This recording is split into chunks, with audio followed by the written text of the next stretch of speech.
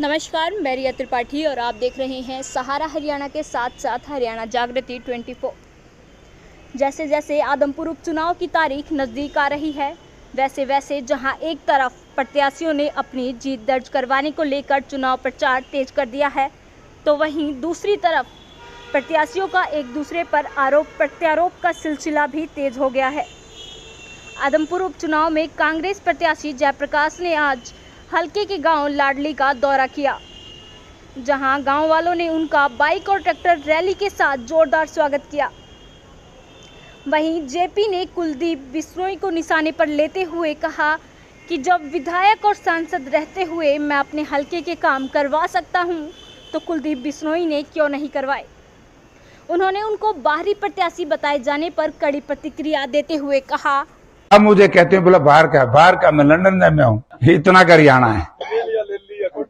अब बाहर का तो ये लोग हैं, ये तो गोल्ड फ्लिंग में हुए हैं। मैं ज्यादा जींद में यहाँ से 70 किलोमीटर है। जींद हिसार पार्लियामेंट क्षेत्र का हिस्सा रहा है। कलायत से मैं चुनाव इंडिपेंडेंट जीत के आया, वो भी हिसार पार्लियामेंट क्षेत्र का हिस्सा रहा है।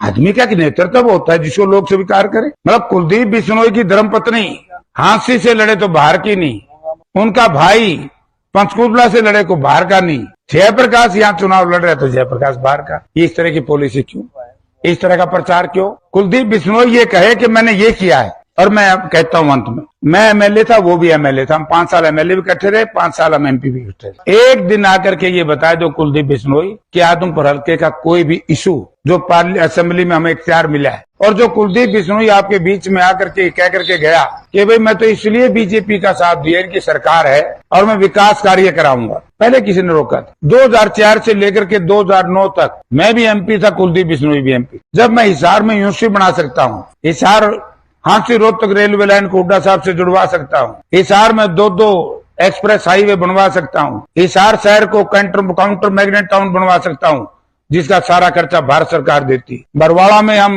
थर्मल पावर प्लांट लगवा सकते हैं, बरवाड़ा को सब डिवीजन का दर्जा दिलवा सकते हैं। तो ये लोग क्यों नहीं भाई, ये भी कांग्रेस में था। इसके साथ साथ उन्होंने कुलदीप बिश्नोई पर दलित विरोधी मानसिकता का आरोप लगाते हुए कहा कि क्या दलित का बेटा प्रदेश अध्यक्ष नहीं बन सकता। उन्होंने कहा कि कांग्रेस द्वारा उदय भान को अध्यक्ष बनाए जाने पर उनका विरोध करते हुए उन्होंने पार्टी छोड़ दी थी। इससे साफ जाहिर हो रहा है कि कुलदीप बिश्नोई दलित विरोधी हैं। जैसे ही कांग्रेस पार्टी ने हरियाणा प्रदेश कांग्रेस पार्टी का अध्यक्ष चौधरी उदय भान जी को बनाया, अगले दिन बयान दे दिया कि भाई ये ठीक नहीं बनाया, मैं ठीक था, ये गलत था। 10 प्रकार के बयान दिए।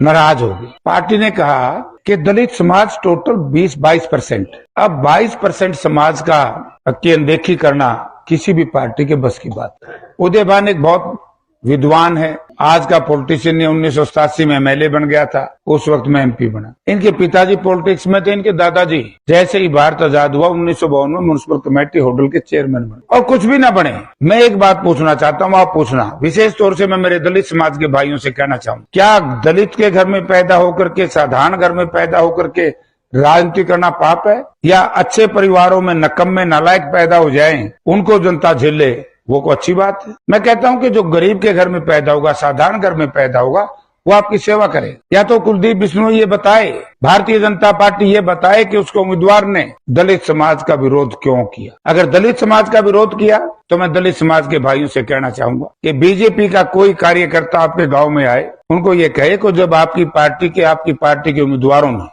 हमसे नफरत है तो हम तुम्हें